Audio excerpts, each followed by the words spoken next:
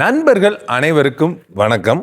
இன்னைக்கு நம்ம வீடியோவில் என்ன பார்க்க போகிறோன்னா, தூத்துக்குடி நாசரேத் திருமண்டல பேராயர் தேர்தல் குறித்து தான் பார்க்க போகிறோம். தூத்துக்குடி நாசரேத் திருமண்டல 3வது பேராயருக்கான தேர்தல் செப்டம்பர் 9, 2026 நடக்க போகுது. பேராயர் தேர்தல் எப்படி நடக்கும்னா, பிஷப் பேனலில் 4 பேரை தேர்ந்தெடுப்பாங்க. இப்போது செப்டம்பர் 9 நம்ம தூத்துக்குடி நாசரேத் திருமண்டலத்தில் பேராயர் தேர்தல் நடக்க போதில்ல, அன்னைக்கு எப்படின்னா 4 பேரை தேர்ந்தெடுப்பாங்க. பிஷப் பேனலுக்கு 4 பேரை தேர்ந்தெடுப்பாங்க.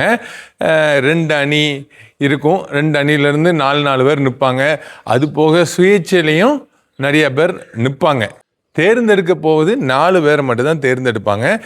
எந்த 4 பேர் வாக்கு அதிகமாக வாங்கியிருக்காங்களோ, அது போக 50% மேலே வாக்கு வாங்கியிருக்காங்களோ அந்த 4 பேரையும் பிஷப் பேனலில் தேர்ந்தெடுப்பாங்க.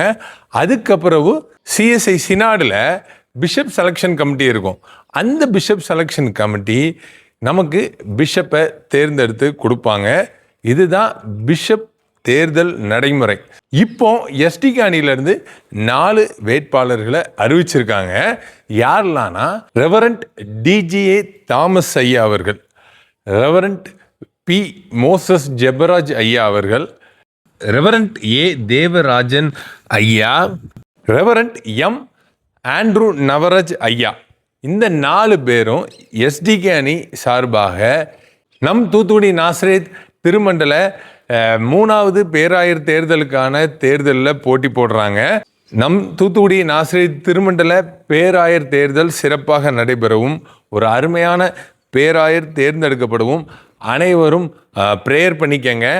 Okay friends, by.